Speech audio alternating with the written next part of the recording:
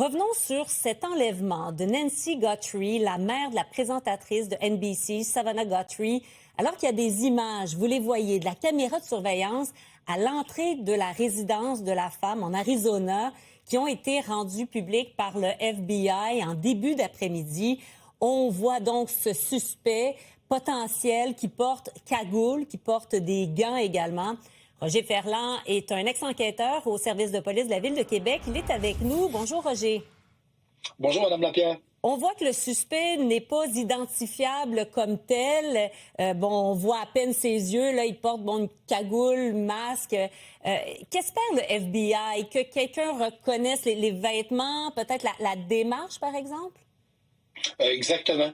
Dans un premier temps, voyez-vous, même si l'image est en noir et blanc, c'est difficile pour nous parce qu'on est trop proche de cette place-là.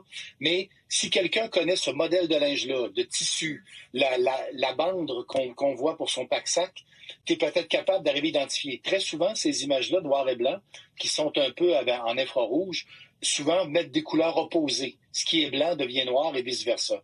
Mais quand même, ce qui est important, les motifs que l'on voit, la texture, le tissu peut vous aider à reconnaître. Alors, ce qu'on voit ici, le FBI fait un appel à tous, même en dehors des médias, mais en utilisant tous les médias sociaux. Quand on voit qu'ils publient sur X, et c'est publié à grandeur, on voit même des images en ce moment qui sont rendues déjà du côté de la France, c'est parce qu'on veut essayer de toucher le plus possible. Si quelqu'un est capable d'avoir une idée, un modèle, dites-le, pour qu'au moins on cible un individu plus précisément qu'un autre. À la base, on se posait la question, pourquoi avoir attendu avant de publier ces images? Je voyais que Kash Patel a dit que ça a été long avant de pouvoir les récupérer comme telles, les images. En même temps, la diffusion, elle arrive au lendemain d'une offre de paiement de rançon qui, on comprend, on le déduit, n'a pas porté fruit. Est-ce qu'il y a une gradation des moyens de la part des policiers? On met de la pression de manière mesurée sur le ou les suspects? Il y a sûrement toute une stratégie à ce moment-ci qui se fait puis qui est exercée par le FBI. Et oui, il y a une certaine pression qu'on va essayer de mettre. Mais ça ne sera pas divulgué, ça ne sera pas donné. Par contre, je suis obligé de vous dire, Anne-Marie, Marianne, dans les circonstances, extraire, quand le gars a brisé la caméra ou que le gars a enlevé ça, il enlevait tout ce qui était possible l'enregistrement de base.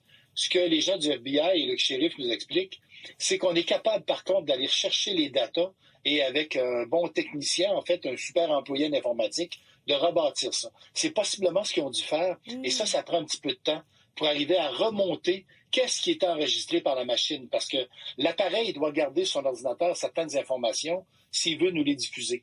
Alors là, ils ont de l'information partielle, mais ils ont réussi à remonter jusqu'au moment où est-ce qu'ils brisent, puis après ça, ils perdent tout, évidemment.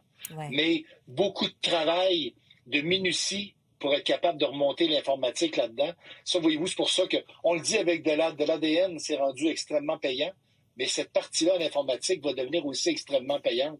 Un gros travail. Fait, oui, là, regardez, il ne ménage rien parce que le temps compte en ce moment. La dame a des problèmes de santé.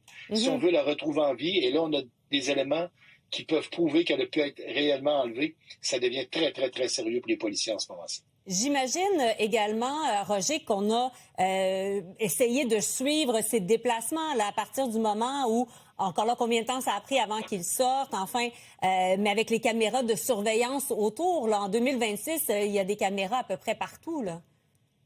Surtout que là, maintenant, il y a une confirmation qu'il y a quelqu'un réellement qui s'est introduit dans la résidence. Assurément que là, ils vont faire une vigie sur toutes les caméras possibles extérieures, même les plus banales, que ce soit sur les autoroutes, les déplacements, les lieux publics, tout ce qui peut offrir les citoyens. C'est pour ça que là, ils font un appel à tous. C'est rare, souvent, c'est des éléments cruciaux qu'on veut garder pour l'interrogatoire ou des moments précis de l'enquête. Mais là, il y a une diffusion grand public. Je pense qu'on veut un coup de main.